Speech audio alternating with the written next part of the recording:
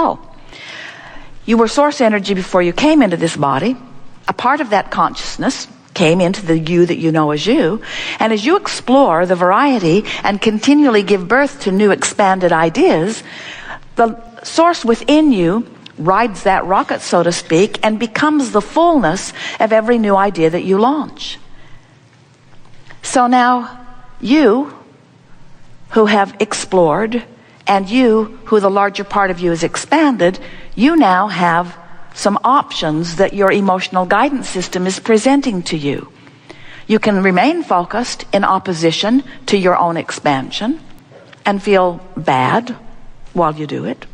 Or you can turn your attention in the direction of what you're asking for and begin to feel the flow and the momentum of the power of the energy that creates worlds flowing through you. In other words, when you go with the flow of who you are, you feel wonderful. That's what passion is. That's what enthusiasm. That's what love is. That's what the smell of a good idea is. That's what inspiration is. Your source has evolved because of requests that you have sent forward.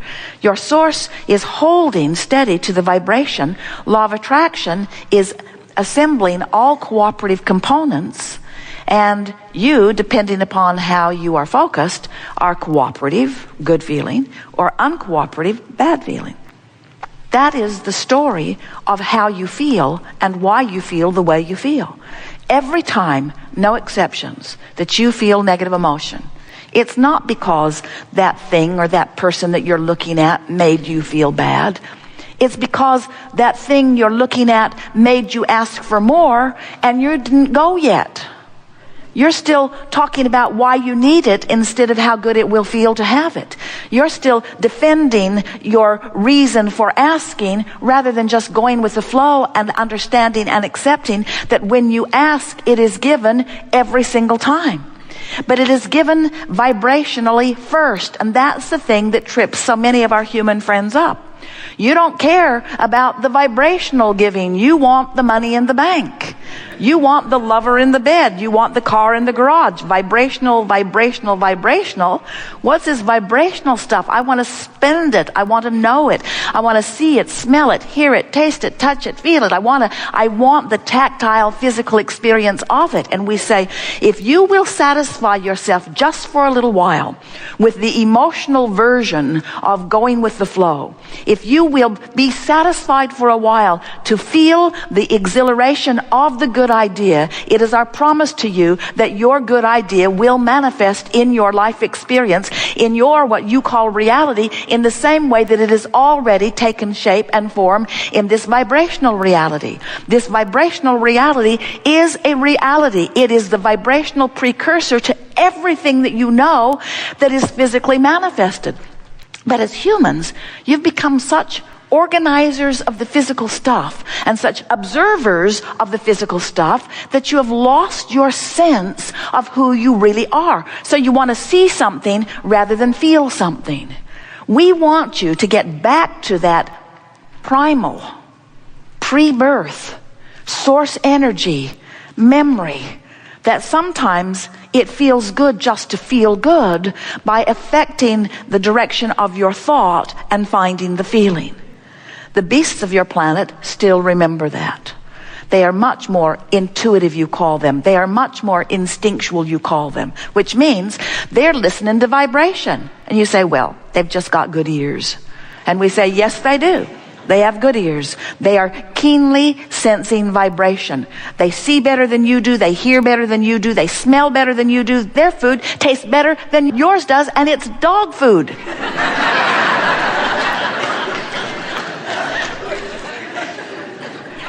They are better at interpreting vibration because they are not dependent on the visual manifestation. They are still utilizing their senses. And once you're consistently in this vortex, in this vibrational arena, where you're feeling the fullness of who you are, now you have clear sight. Now you have clear sound. Now you're in this vibrational sphere where what you're asking for can be revealed to you. Now, does that sound like a fairy tale to you?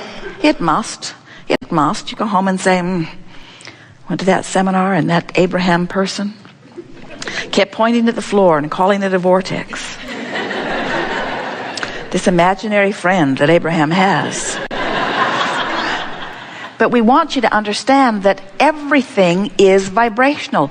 There are all kinds of vibrations that you accept as reality that you can't see. Think about your television. Those horses and those men are not riding around in that box. The box is getting thinner and thinner and thinner and thinner and thinner. In other words, you accept that it is vibration that is being interpreted in a way that is visual for you. And we do not want to hurt your feelings, and in no way do we want to diminish your appreciation of this vivid, tactile, sensual, glorious, physical world in which you are living. But we want you to understand that everything that you are experiencing here is vibrational interpretation. And you have the ability to interpret vibration in ways that you are not doing because we love you very much. You are hung up on your physical reality. You are so in love with this physical reality, you want to see it and smell it and taste it and touch it and hear it. You want to be in it. You want to be involved in it. You want the physicalness of it. You document it. You take pictures of it. You make statues and monuments about it. You are so stuck in your now reality, and we want to drop a big bombshell on you and help you to understand something in a very powerful way. What you are calling your now reality is old news. Because it is the bouncing off place for what is the now reality. In other words, this vortex of creation is who you have become. And when you're looking at what is as far as it is manifested, you're looking at old news, and that's the separation that you feel that you call negative emotion. We're not talking about big distances between out of the vortex and in the vortex. We're talking about vibrational subtleties that you can feel, that you can train yourself to understand. You can train yourself into the vortex. You can get in there and you can practice what it feels like to be in there until it becomes your expectation that things go well instead of your expectation that things do not go well.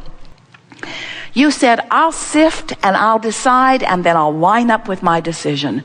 That's what a deliberate creator does. But so many humans sift and ask, and the source within them holds to the vibration and calls them steadily. But so many humans keep beating the drum of need or of lack as they continue to speak their words without finding a vibrational alignment with their words of desire. So we want you to remember that you have two vibrational aspects, and that the emotions within you are your indication of how well aligned or not you are, allowing of your full connection or resistant of your full connection. And that's what we'll be talking about as we are moving forward here today. We want to help you to remember who you really are. We want you to get up to speed with who you are. We want you to leave here knowing the validity and the reality of your vortex of creation. We want you to accept that this vibrational reality is present tense.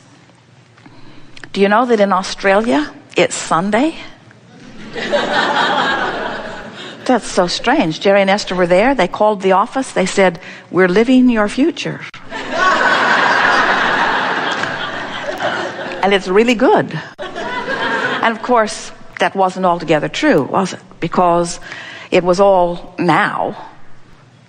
In other words, whether you are talking to someone in Australia on the telephone now, or whether you're talking to someone in Atlanta, or whether you're talking to someone who is non-physically focused, it's all happening right now, isn't it? It's now. There's no separation. It's now. And what we want you to understand is that the now that is you is not the now that you think is you. You think it's the you that's sitting here in these clothes with this much money in your bank account, in this body, with these relationships. And we want you to understand that your now reality in this vortex of creation has moved past that. And the reason that you feel negative emotion is because you're not moving with it.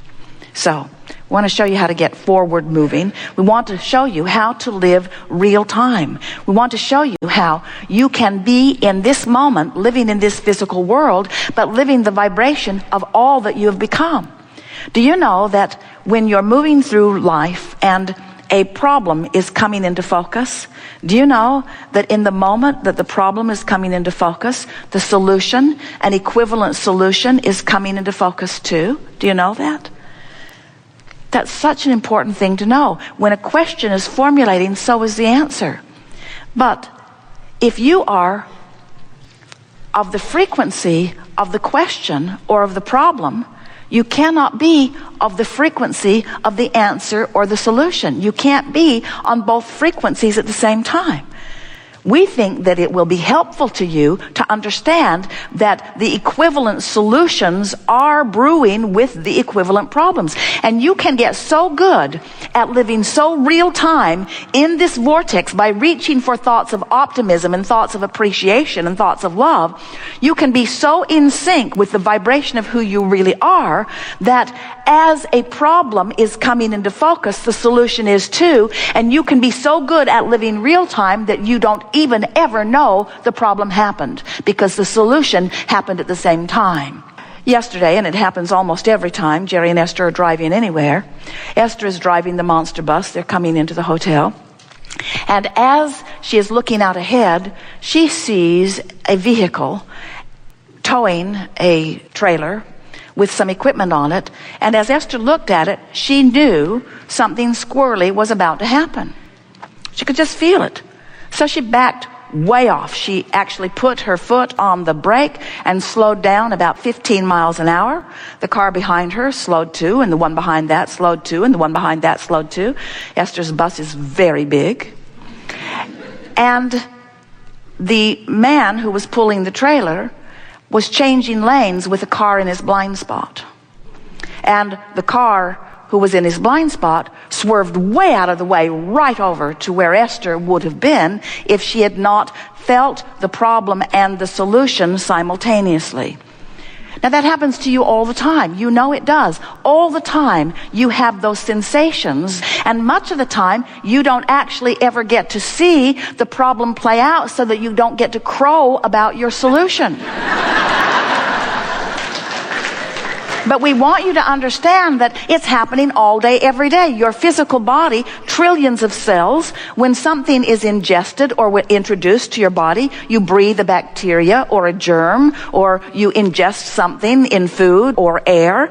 The trillions of cells in your body launch these rockets of desires and find the solution before your body ever finds the problem. In other words, this is happening all day, every day. You are introduced to so many things that if the doctors could get you to go every hour on the hour and let them check, they would pronounce you terminally ill with so many different things, because your body is compensating all day, every day for what's coming to it.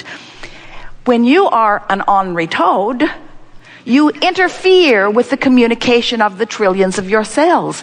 When you are in love, when you are tuned in, tapped in, turned on, when you are in chronic appreciation, when you're feeling good most of the time, you don't hinder your cells from finding their solutions in the moment that they are introduced to the problems. And the problems are so slight, they are not even microscopically discernible. When you allow yourself to live real time, where solutions and problems are dancing together, that's what you said you would do. Not one of you said, I'll go into the physical and I'll make life so hard for myself and others around us that we will really expand. None of you said that. You said, I'll go forth into this contrasting environment, and from the contrast, improvement will be born. That's what the evolution of all species is about. Improvement will be born. And, you said, I'll pay attention to the way I feel, and I will do my very best to stay up to speed with the expanded version of me. Because the fact of it is, when you expand and you don't go with it, you don't feel good. It's just that simple. You are a lover, and when you don't love, it feels awful. You are one who knows the worthiness of your being, and when you don't feel worthy, you feel awful. And it's not because someone outside of you is assigning that judgment and feeling bad about something you've done. It's that you expanded and you're not up to speed with you. Every negative emotion you feel, no exception, every single time, is because part of you expanded and the other part didn't.